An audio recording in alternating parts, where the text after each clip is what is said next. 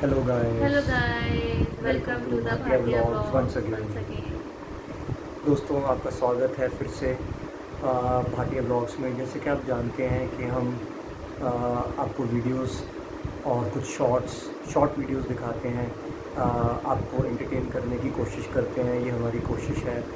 और लेकिन दोस्तों एंटरटेनमेंट के अलावा हम कुछ ऐसे टॉपिक्स के बारे में भी चर्चा करना चाहते हैं जो जिससे हम आपको फेमिलियर करा सकें, जो आज के इश्यूज़ हैं। जैसे आज के टॉपिक पे हम बात करना चाहते हैं वो है मैरिज, जो शादी। कि एक बहुत ही सेंसिटिव इशू है हमारे इंडिया में। तो शादी को लाइक ऐसे बोला जाता है शादी के लिए कि जो शादी के जोड़े होते हैं वो भगवान बनाता है ऊपर से। तो हमारा ये मानना है जो जोड़े भगवान बनाता है तो हम क्यों उसको तोड़ें। दोस्तों आज की डेट में हम देख रहे हैं कि लगभग 1 आउट ऑफ 5 शादियां टूट जाती हैं, और ये देख के हमें बहुत दुख होता है। ज़रूर आपको भी होता होगा। जो जब दो दो लोग शादी करते हैं, लड़का और लड़की, तो वो सिर्फ दो लोग नहीं करते, उनकी दो फैमिलीज़ भी जुड़ी होती हैं।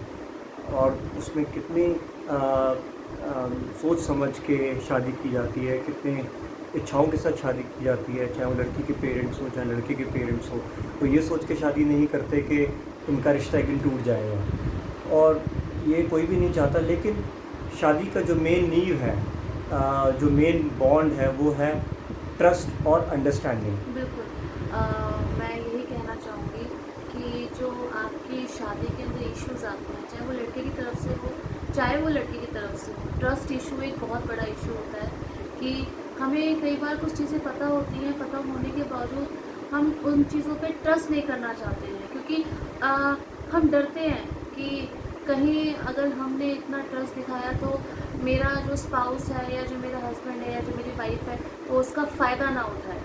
लेकिन हमें ये मानना पड़ेगा, ये समझना पड़ेगा कि जो मेन जो नींव है हमारे रिश्ते की, एक शादीशुदा रिश्ते की जो नींव है वो है ट्रस्ट।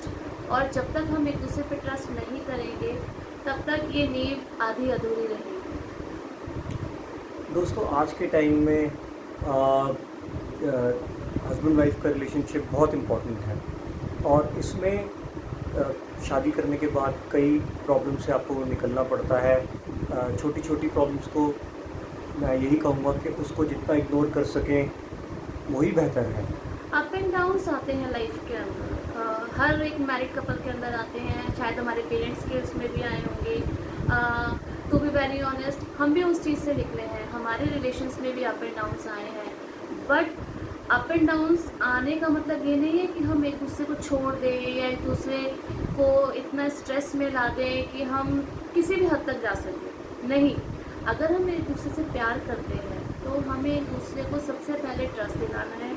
दूसरा, हमें एक दूसरे को प्यार से बताना है कि आज अगर ये प्रॉब्लम है तो ये ना एक अकेली वाइफ सॉल्व कर सकती है, ना एक अकेला हस्बैंड सॉल्व कर सकता है। ये प्रॉब्लम वो दोनों ही मिलके सॉल्व कर सकते हैं। दोस्तों हमारी शादी को 16 साल हो गए हैं, हमारे दो प्यारे प्यारे बच्चे हैं। हमारी शादी में भी शुरू में कुछ इश्यूज़ आए होंगे, लेकिन हमने उसको पार किया है, उसमें से निकले हैं और आज यहाँ तक पहुँचे हैं। दोस्तों एज अ हस्बैंड मेरा ये मानना है कि आप किसी से शादी करके आ रहे हैं, किसी लड़की से, तो उससे जिसके पेरेंट्स वो आपको लड़की दे रहे हैं, तो वो ही आपकी डाउरी है, वही सबसे बड़ी आपकी डाउरी है लड़की। तो उसको आपको संभाल के रखना है, प्यार से संभाल के रखना है, उसको अंडरस्टैंड करना है। शुरू में जब वो आती है तो उसको, क्योंकि वो अलग फैमिली की है, आप अलग फैमिली के हैं, तो उसको आपका फ़र्ज़ बनता है एज अ हस्बैंड कि आप उसको ट्रस्ट और अंडरस्टैंडिंग से उसको समझाएं, प्यार से समझाएं, उसको प्यार से बिहेव करें, अच्छा बिहेव करें। और हमने देखा है कि आप सबने ये देखा होगा कि जो हमारे बच्चे होते हैं, कभी कभार उनके सिबलिंग्स का ही नेचर एक दूसरे से नहीं मिलता।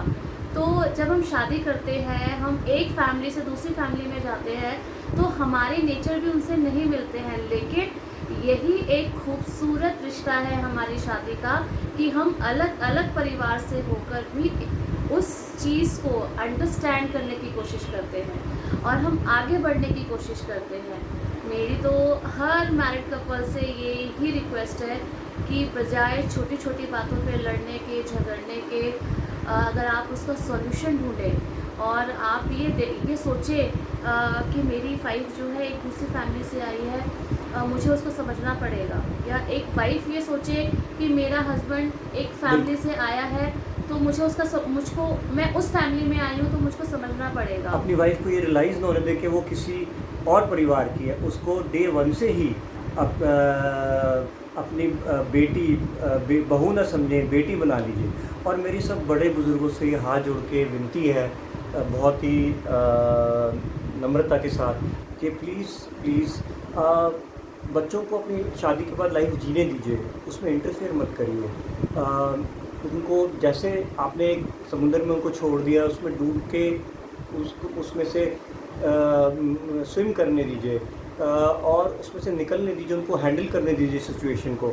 और मेरी बच्चों से भी हाथ जोड़ के गुजारिश है कि अपने पेरेंट्स की पूरी रिस्पेक्ट करें, उनको समझें, उनकी इंसल्ट ना करें कभी भी। तो एक बॉन्डिंग से चलें। और हस्बैंड वाइफ का रिलेशनशिप बहुत ही कीमती होता है। और आपके कोई इश्यूज़ हैं, उनको कभी किसी से डिस्क्लोज़ ना करें, आपस में ही सॉल्व करें, किसी की बातों में ना आए। आप कोशिश करें कि आप जल्द से जल्द आपस में सॉल्व करके उसको ख़त्म। लड़ाई हर कपल में होती है, लेकिन कोशिश करें कि उस लड़ाई को ज़्यादा आप लिंगर ऑन ना करें, बढ़ाएं ना, और उसको प्यार से उस लड़ाई को ख़त्म करके सॉर्ट आउट करें। मेरा ये मानना है, अगर इन-लॉज़ अपनी डॉटर इन लॉ को अगर बेटी मान लेंगे तो मैं आई एम श्योर गारंटी देती हूँ वो लड़की अपने पेरेंट्स को ज़रूर मानेगी, क्योंकि वो एक पेरेंट्स छोड़ के आई है और हस्बैंड के पास आके उसको एक नए माँ बाप मिलते हैं। अगर वो माँ बाप उसको अपना बेटी मानेंगे तो वो उनको अपना सब कुछ मानेगी। हर चीज़ प्यार से होती है, हर चीज़ एक ट्रस्ट से होती है। थोड़ा ट्रस्ट आप दिखाएं, थोड़ा ट्रस्ट वो दिखाए, तो इसी से जो है हमारा रिलेशन इसी से मजबूत होता है। और छोटों को हमेशा बड़ों का सपोर्ट की ज़रूरत है, थी और हमेशा रहेगी। दोस्तों, हस्बैंड वाइफ का रिलेशन ऐसा है जो एंड तक चलेगा, तो इससे खोए ना, इसे बचा के रखें, क्योंकि ये रिलेशन ही आपको काम आएगा। चाहे वो जवानी है, चाहे वो बुढ़ापा है, तो ये आप सब दोनों एक दूसरे का सपोर्ट बन के रहेंगे, ढाल बन के रहेंगे।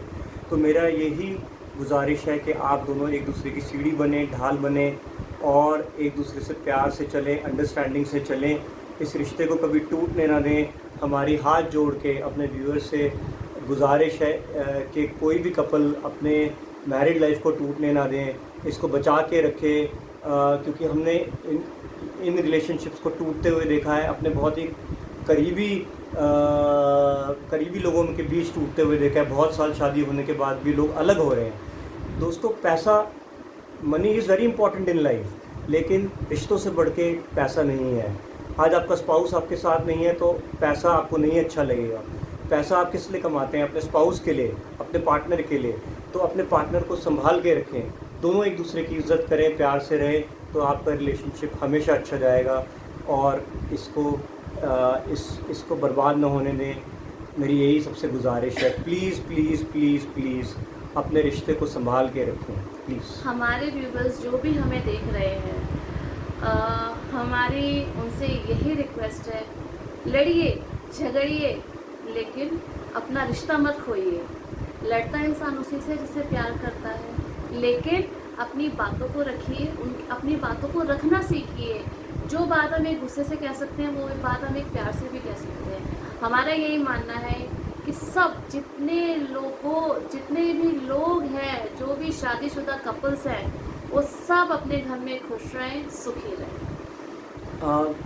दोस्तों, मैं ये आखिर में कहना चाहूँगा कि जो रिलेशनशिप में जहाँ आपको लगता है कि डोमेस्टिक वायलेंस है और बहुत ये रिश्ता संभल नहीं सकता, तो वहाँ मैं ये नहीं कहता कि किसी भी अपनी बहन को कि नहीं वो रिश्ता बचा के रखे जहाँ आपको होप ही नहीं है। जहाँ आपको लगता है, जहाँ होप है, पार्टनर आपको समझने के लिए तैयार है, आपका हस्बैंड आपको समझने के लिए तैयार है, आपकी वाइफ आपको समझने के लिए तैयार है, अपना घर ना तोड़ें। अपने बच्चों के लिए, अपने पार्टनर्स के लिए घर को बचा के रखें। तो हम जल्दी आएंगे सेकंड पार्ट लेके इसका। तो आज के लिए